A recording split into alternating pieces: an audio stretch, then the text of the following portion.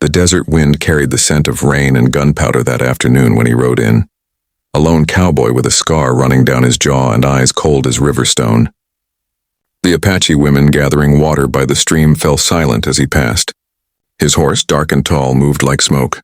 The way he carried himself, calm but deadly, made even the men at the edge of the village pause. No one knew his name, but they could tell by his silence he wasn't the kind of man who needed to speak to be feared. He dismounted near the elder's hut, dust rising around his boots. The village had seen white men before, soldiers, bounty hunters, traders, but none like him. He carried no flag, no badge, no greed in his eyes, only a quiet purpose that unsettled everyone who met his gaze. The Apache women watched from a distance, whispering among themselves. Some said he came for revenge, others that he was a ghost of the border wars, returned to settle old debts. The truth, though, rode deeper in his heart than any rumor could reach. He had come looking for peace, though he didn't know it yet. After years of killing for cattle barons and bounty men, he had grown tired of blood staining his hands. The frontier offered no mercy for those who fought its endless battles. He'd lost his brother to a raid, his home to fire, and his soul somewhere along the trail between Texas and the Rio Grande. Now, with nothing but the saddle and the dust, he sought something he couldn't name. Perhaps forgiveness or a place that didn't spit him out. The Apache chief met him at sunset. The sky burned red behind them as they spoke, a broken mix of English and native words. The cowboy offered trade, medicine, bullets, and salt, but his eyes lingered on the people more than the goods. He noticed the women's strong hands, their tired faces, their quiet endurance. They looked at him differently than white townsfolk ever had, not with hatred but curiosity. Among them was one woman who didn't look away when he met her eyes. She was proud, fierce, and unbroken despite the scars on her arm. Her name was Tala, once a warrior's wife, now a widow of the border wars.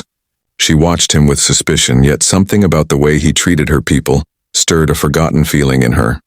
Respect. He didn't mock their language or stare at their wounds. Instead, he repaired a broken water barrel without being asked and gave his only blanket to a sick child. The women whispered again, softer this time, their stares no longer filled with fear but wonder. He had walked into their world not as a conqueror, but as a man carrying his own scars.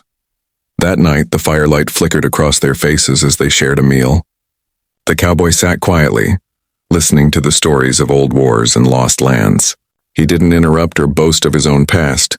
Tala sat opposite him, studying the strange gentleness in his silence. When the drumbeats rose and the young danced around the fire, his eyes softened, not with desire but recognition.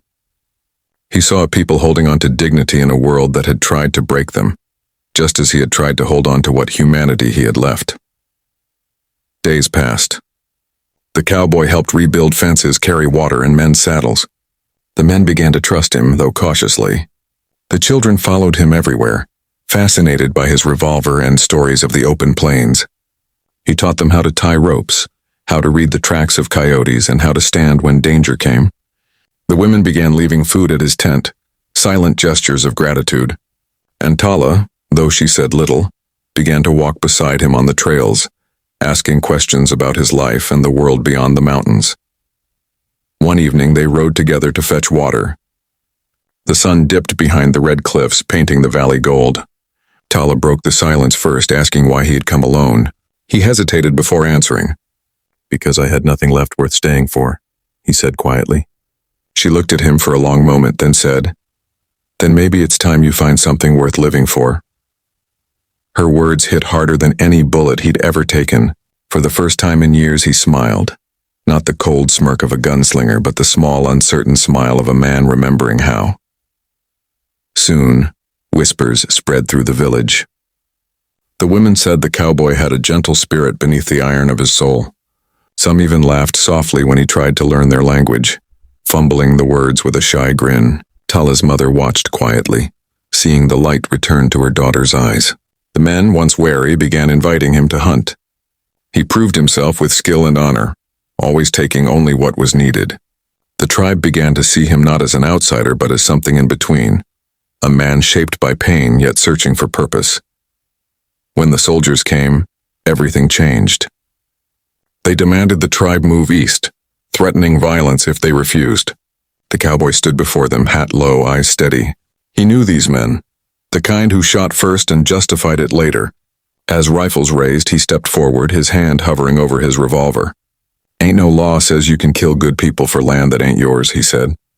The commander sneered, but the steel in his tone made even seasoned men hesitate. That day, the cowboy who came for peace drew his gun again, not for gold, but for justice. The battle was brief but brutal. The tribe fought fiercely beside him, and when the dust cleared, the soldiers retreated. He stood bleeding beside Tala, smoke curling from his pistol. She tore a strip from her dress and pressed it to his wound, tears mixing with dirt. "You've done enough," she whispered. He shook his head weakly. "Not yet. Not until they leave you be." But when dawn broke, the soldiers were gone and the village stood free once more.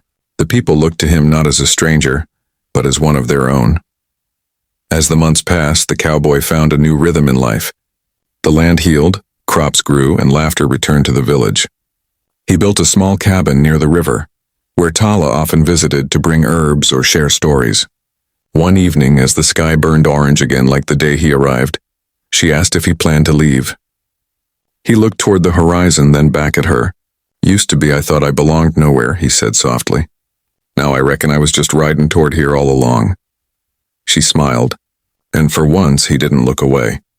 Years later, travelers passing through spoke of a cowboy who lived among the Apache, tending horses and raising children, who called him uncle. They said he no longer carried a gun, that his hands had learned peace after years of war. No one knew his name and he never gave it. But every woman in that valley remembered the day he first rode in, silent, scarred, and alone, and how, without saying a word, he made even the strongest hearts stop and stare. Not because he was feared, but because he had finally become what no one expected: free.